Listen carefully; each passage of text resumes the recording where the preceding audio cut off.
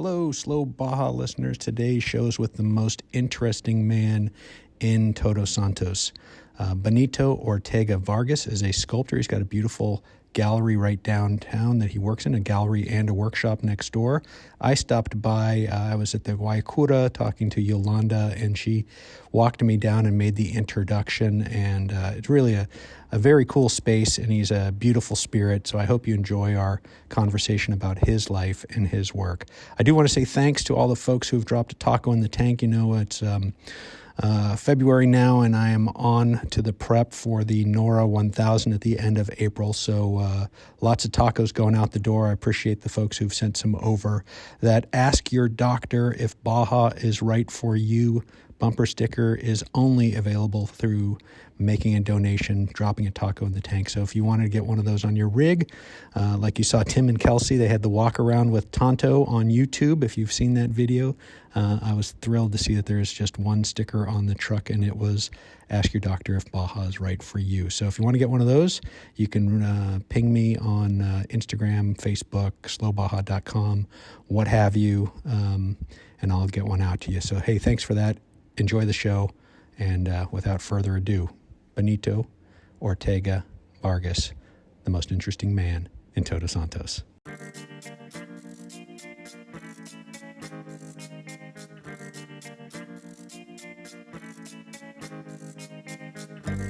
Hey, this is Michael Emery. Thanks for tuning into the Slow Baja. This podcast is powered by Tequila Fortaleza, handmade in small batches, and hands down, my favorite tequila. Hey, I want to tell you about your new must-have accessory for your next Baja trip. Benchmark Maps has released a beautiful, beautiful Baja California Road and Recreation Atlas. It's a 72-page, large-format book of detailed maps and recreation guides that makes the perfect planning tool for exploring Baja. Pick yours up at benchmarkmaps.com.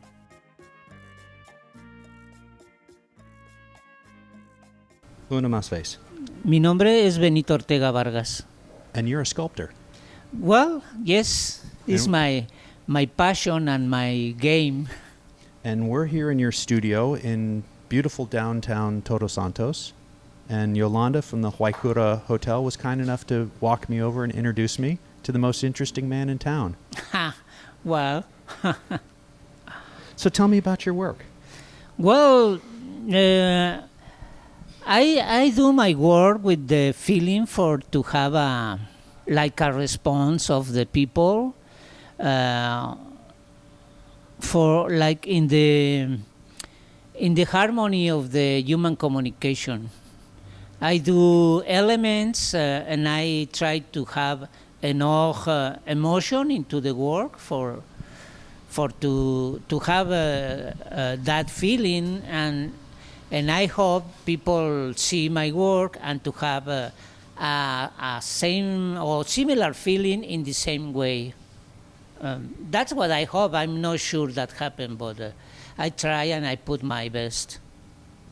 And the work that you're working on now, I see your assistant is well, putting we together. Are, it looks like a boy you're creating here. Is it all figurative, your work? See, we are making will be a sculptor in bronze.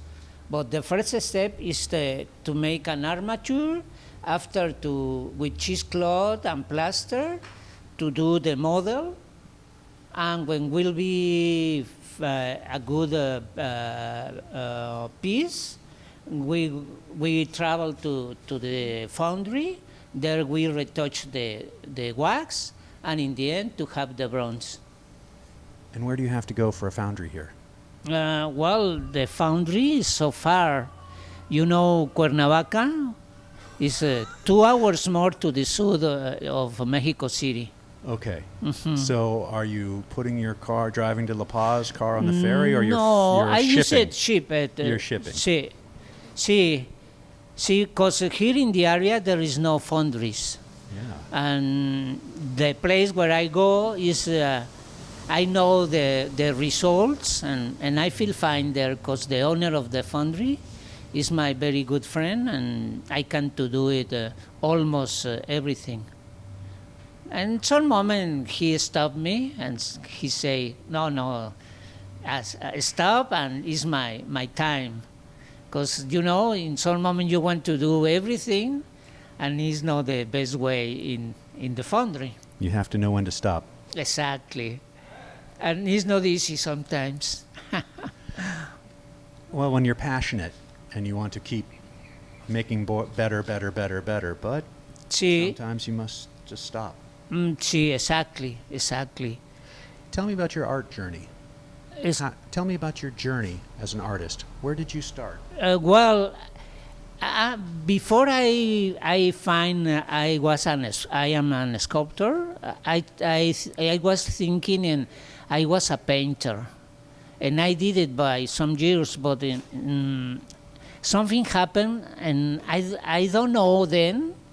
But when I find the sculptor is my way, I know in that moment what I don't have it before in the paint.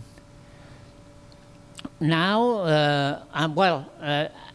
I feel I need to learn, and I went to some schools of fine arts in Mexico City, and after in Oaxaca State, in the free workshop of a sculptor, and I developed myself, but at the same time, I learned many things from another people, from academic and artisanal people, and I find if you have the feeling, you can develop yourself. But it's very good somebody who practice a long time the discipline can teach you, to give you the word of them, no, in a very easy way and in a short time. Is what I learned. Can you tell me a little bit about the history of art and sculpture in Mexico? Who do you look towards as your light and your leader or your mentor? Well, I don't know if I understand very good the question, but I learned looking books and sculptor work from another people from America Central. Arenas Betancourt is his name, of one of them. Another is Francisco Zúñiga, and another is Auguste Rodin. I feel the touch, no, when I saw the work, and I say, okay, I'm gonna practice looking their work and trying to do my work every day better, no? Practice. But I have that feeling from them. It's like to pass the estafette, Pass the torch. Exactly. Pass no? the torch, as we say. See, Yeah. well, I'm only a beginner, but I feel the touch of them very strong. And how did you find yourself in Todos Santos? Where are you from originally in Mexico, and how did you come here?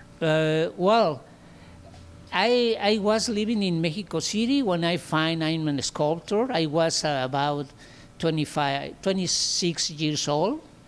My daughter had 5 years age, and I went to Oaxaca State. There I went to the workshop of the sculptor in the Casa de la Cultura. And after about 10 years, I went to Taxco, Guerrero in 1983, and I started to practice the sculptor in the side of another sculptors from the academy. And now, after 25 years living in Taxco, now here I am with 13 years. And I came here, I say, when people ask me that, I say, it's the wind who bring me here. The wind. See, the wind. The wind. Yeah, like a leaf tree. Because when I was here the first time, I feel I have to be here. And I did it in that way many things of my life. And I follow that feeling, and it's very good for me that. And tell me, you have a gallery here, so where can people find your work? Yes, yes, I have a little gallery in the side of this place where I'm working, where we are working. We're in your workshop right now. And I show my work, and I'm very happy because in that way I can to see how people feel my work, no? And many different reactions, no? It's nice to me to see people see the work, feel the work in a little similar way how I did it, no? In the same vibration, I say, no? Same frequency. I say that. I don't know what people can say. Well, I want to say thank you for making a few minutes to tell me about your work and tell me about this beautiful place that you work in. And I'm looking forward to seeing your gallery right now. Hey, do you wish you had joined us on the Nora 500? Well, here's your chance. It's double the mileage, double the fun, double the parties, double the dirt. It is the Nora Mexican 1000. We're going to drive by day. We're going to party by night. I'm pouring 4 delays of tequila. April 30th through May 6th, 2022. We're driving the entire peninsula. You don't want to miss out on this one. Again, if I can do it in my 1971 Toyota Land Cruiser, totally stock, you can do it in any modern 4x4. The Nora Mexican 1000. It's the happiest race on earth. Check it out at nora.com, NORRA.com, or on Slow Baja. Here at Slow Baja, we can't wait to drive our old Land Cruiser south of the border. And when we go, we'll be going with Baja Bound Insurance. Their website's fast and easy to use. Check them out at bajabound.com. That's bajabound.com, serving Mexico travelers since 1994. Well, we're here in your gallery, which is right next to your workshop. And tell me, Benito, about some of the work that I'm looking at. Describe a couple of pieces to me that I'll photograph and put on the website. Well, by example, this is the newest here. I finished about 2 months ago. The name in English is Catching the Wind. And it's a journey of some beings for bring to this side of the universal sea the hope, this kind of eggs, seeds, or cocoons, the new life, they bring the new life here to this side. For me, it's that. And I hope people come to feel something in the same way. Usually, I follow the nature shape, like this one. How I do is to seize, to take some time, look in the piece, and in some moment I find some element in the medium, and later I start to carve it. But something happened inside, maybe the heart or the mind, the brain, and other elements come. How the information is inside, and only open the door for they came. This is a local tree, very nice medium. I love to carve it, this kind of tree.